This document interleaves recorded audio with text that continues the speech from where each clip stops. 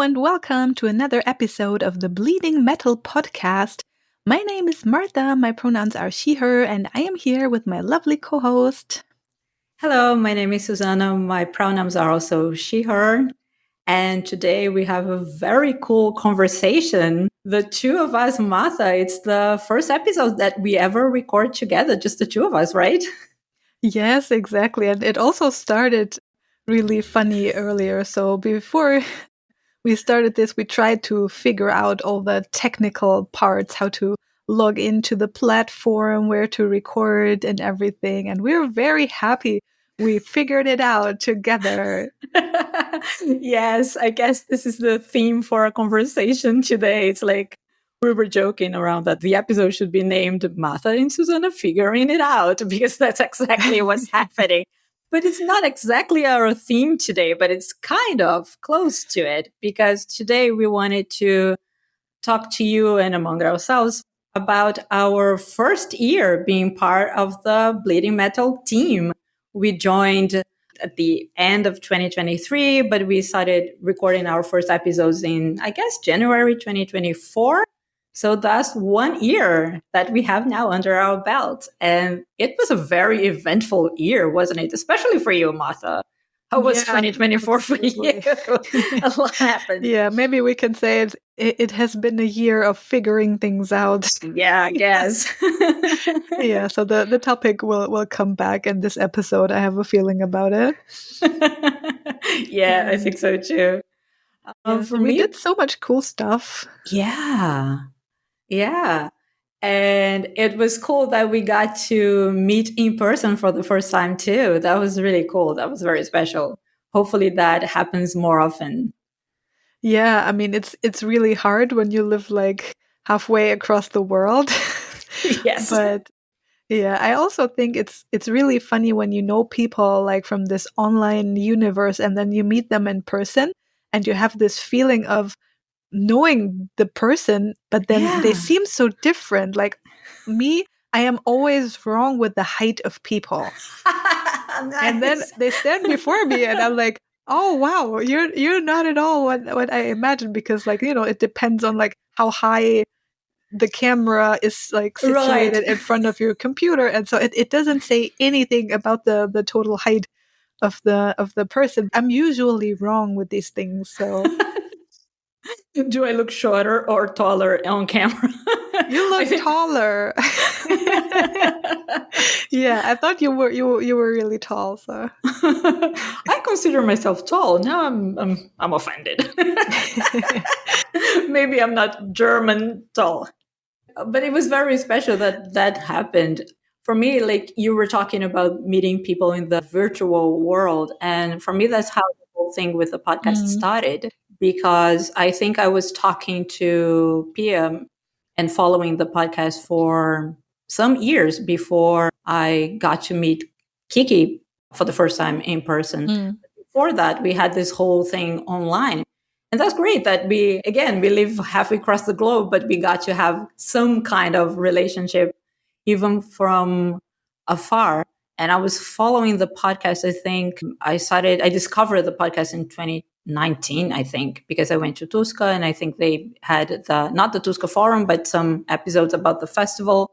And that's what I got in first contact with them.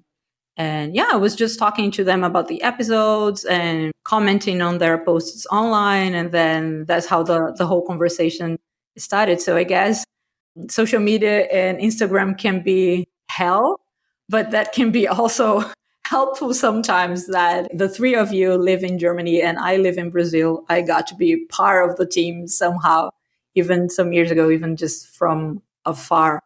But what about you? How did you first meet Kiki and Pia?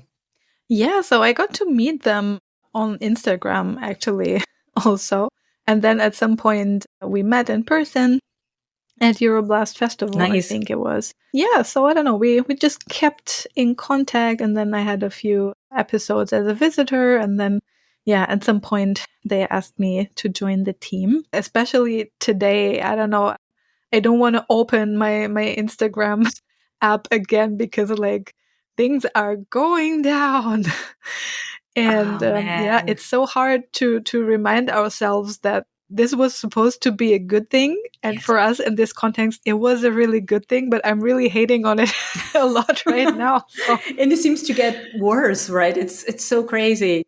I think the beauty of Instagram and social networks are supposed to be exactly that, like meeting people, like-minded people from everywhere, and hopefully striking friendship and following cool podcasts that are recorded from different countries and making friends and hopefully getting along and getting to know them personally.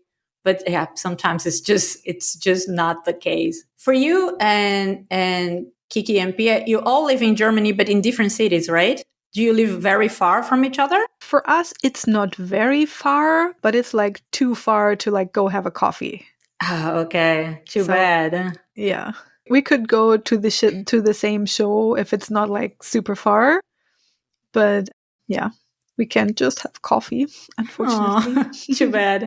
So shout out to festivals over there that are bringing people together, because that was the same for me as well, that I got to meet Kiki for the first time during Tuska in 2023. So yeah, festival bring people together. That's great. But yeah, I thought it was so cool that you came like this far. I mean, like, how many people come to Tuska from Brazil? Yes. What? I don't know. And it's funny because I went to Tuska 3 times now. And the first time was supposed to be a one in a lifetime thing.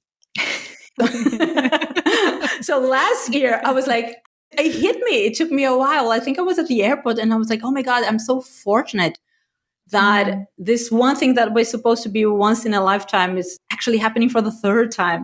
But it's not going to happen this year, unfortunately, unless I win the lottery. Okay, so I will buy a lottery ticket and give it to you. So Thank you. You do this, please. I was tempted to buy a lottery ticket on my last day in Helsinki. I was like, maybe, should I try? It took me some years plural, saving money to go. Yeah. And it also happens that my work is remote, so I get to take my job, my work with me, and I get to plan vacations around Tuska and yeah, so I was able to do that. But that was like a miracle.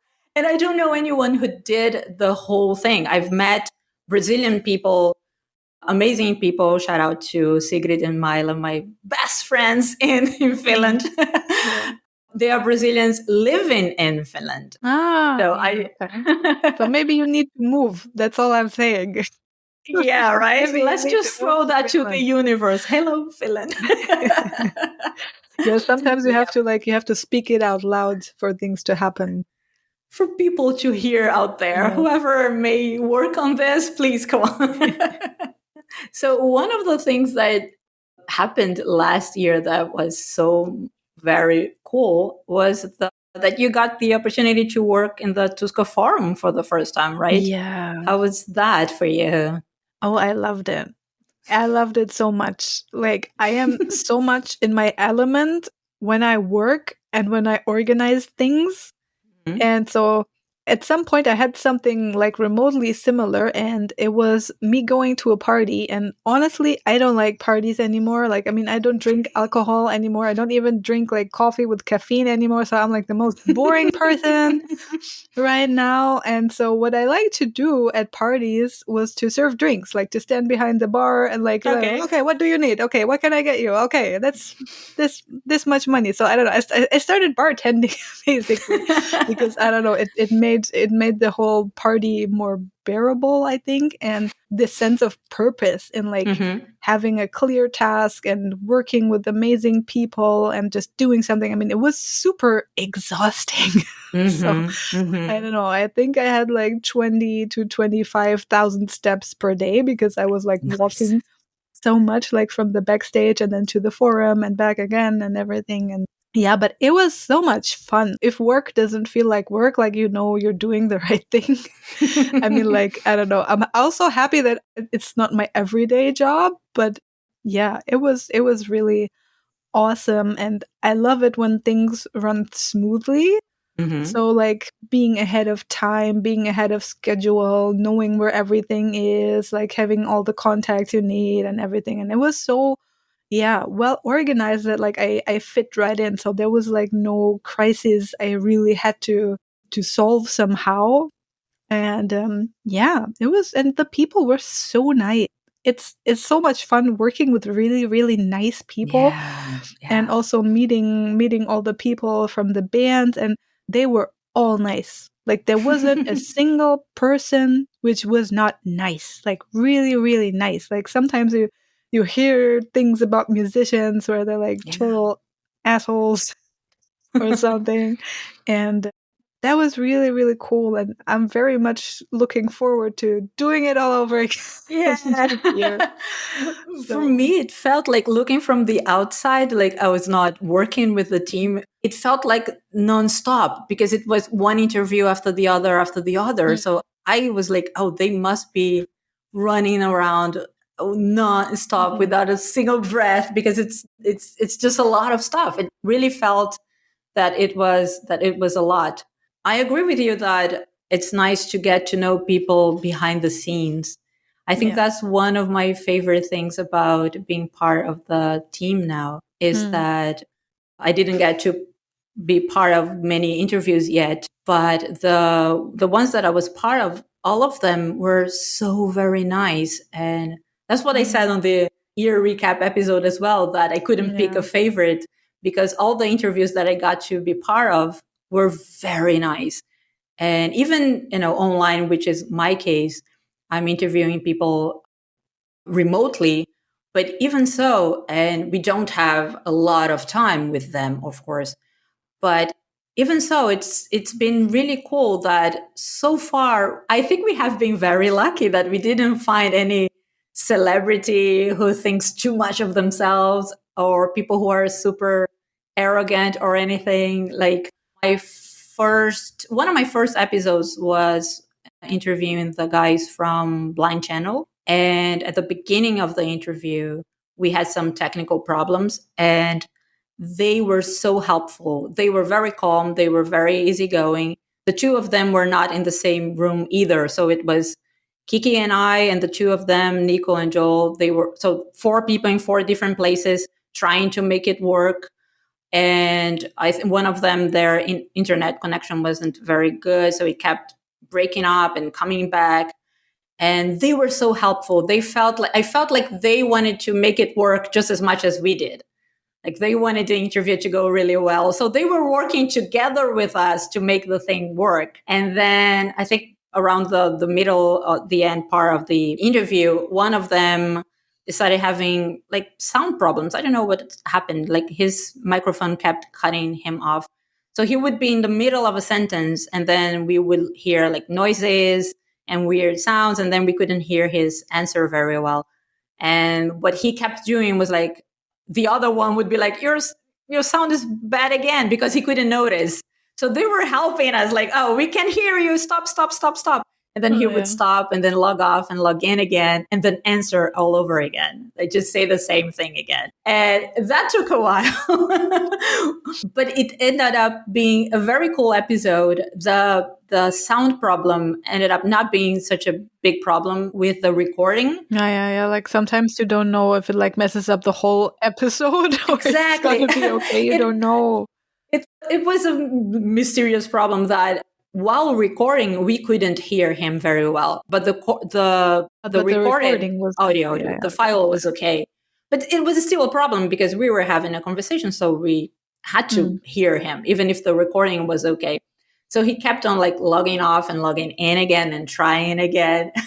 No, There yeah. was even this one answer, I don't remember exactly, but the whole interview was about mental health. He was in the middle of talking something about something important about mental health.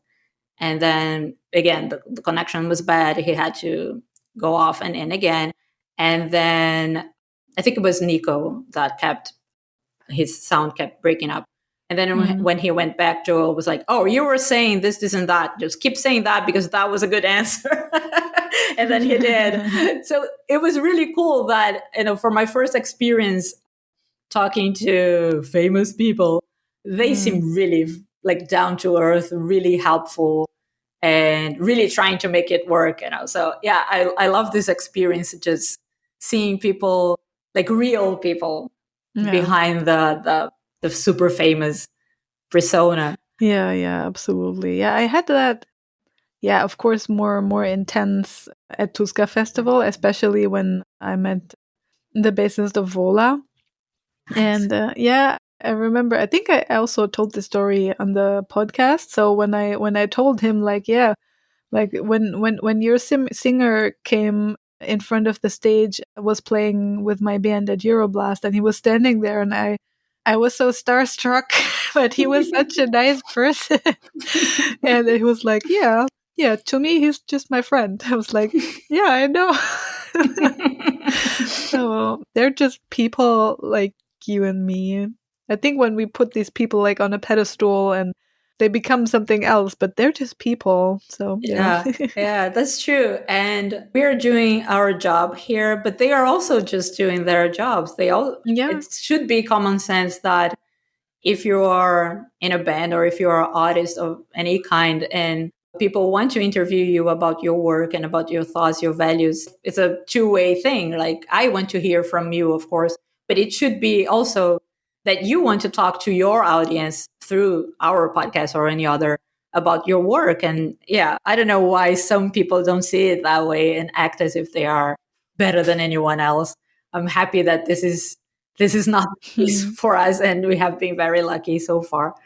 Do you remember your first episode or one of the first? Because the first one was, of course, our introduction, but the first real one. Do you remember this one? How was it for you? The first real one for me was the one where I was the guest on the podcast. So like in my mind, that's always my first.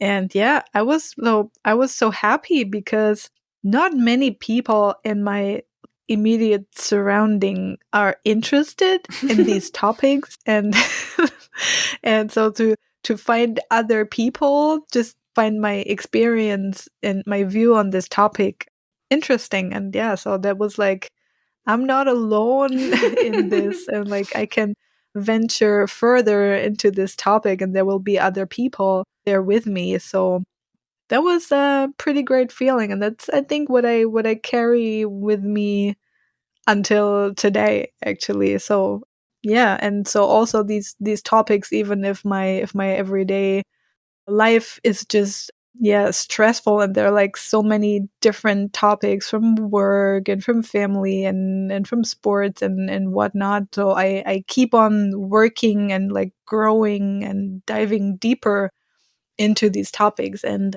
I think that's like my favorite thing about being on this podcast. Does it feel very different from being a guest to now being a host? Yeah, so I have a lot more routine, because also I remember I was very, very nervous Oh my God, I was before so the nervous. before the first episode. Then also, like, of course, all the technical stuff didn't perfectly work, and I had to figure things out also when I started here. So I used to have a different microphone, and then I switched to the same microphone I think Pia had.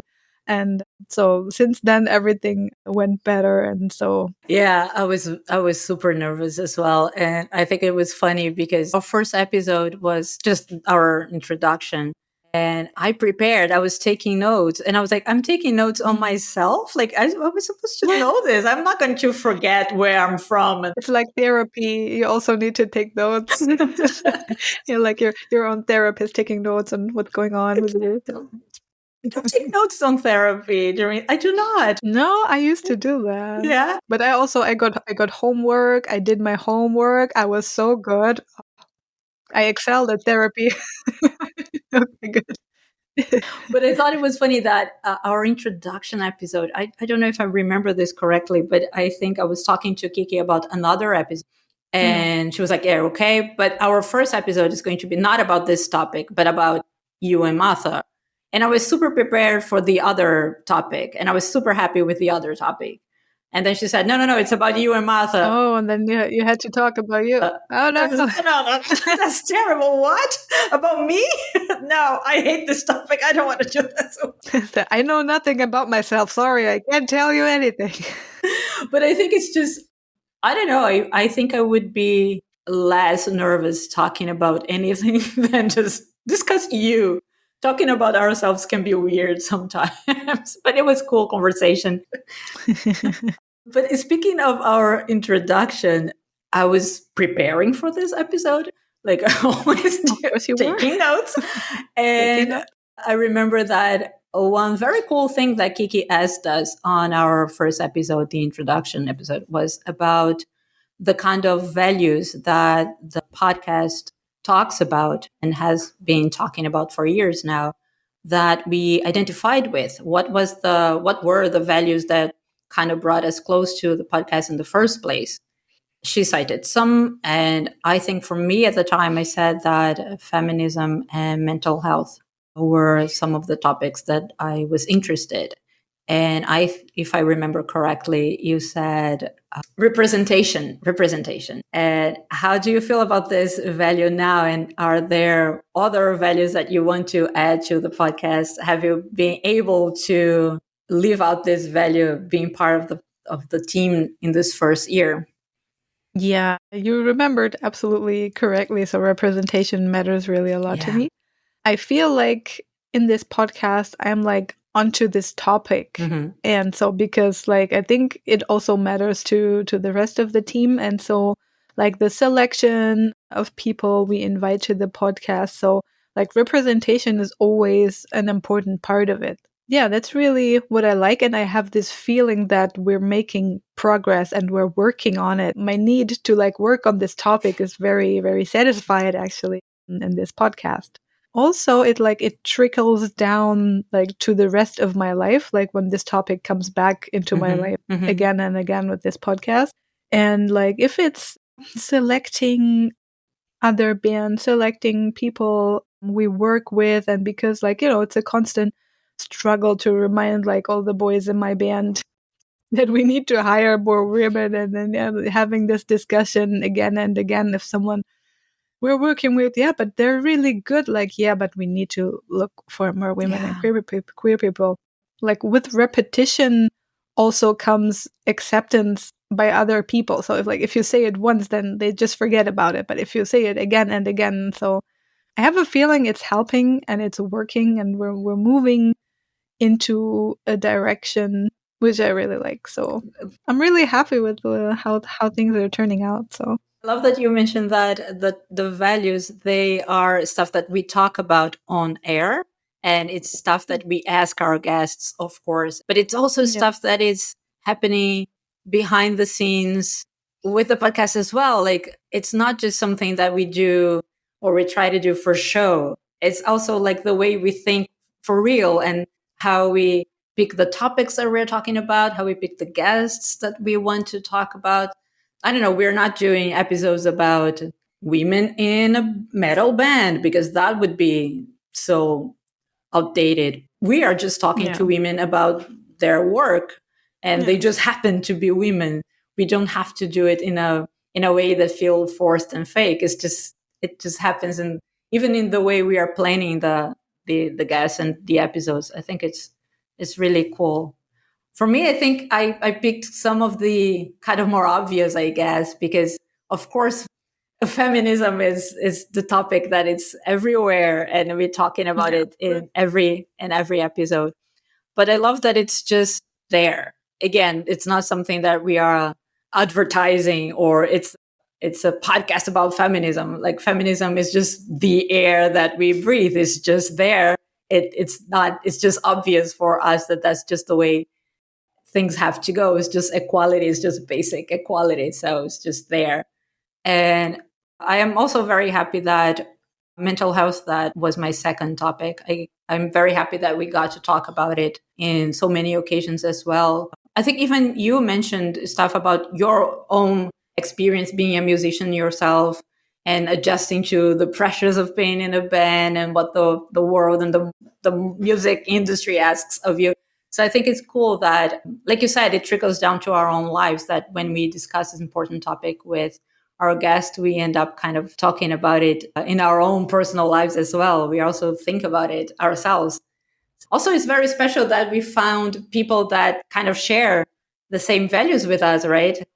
Yes, absolutely. So what I'm taking away from this is now, though, dear listeners, if you have a topic in your life you want to trickle down in the rest of your life, just do a podcast about it.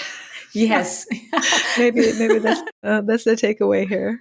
That having a podcast with a very nice team of people that feel the same way as you do, like-minded people that want to work together.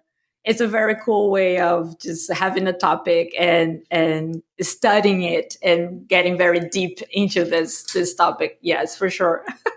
That's a cool idea. Maybe to wrap things up, maybe we should talk about where do we want to take those values moving forward? What are our plans and our goals for our second year in the Bleeding Metal team? Do you have specific podcast goals for this year? Yes, I absolutely do. So my goal is actually to interview all the organizers of my favorite festivals. So I hope I'm not jinxing it, but it's Euroblast Festival. So Daniel and John, I want you on this podcast. Yeah.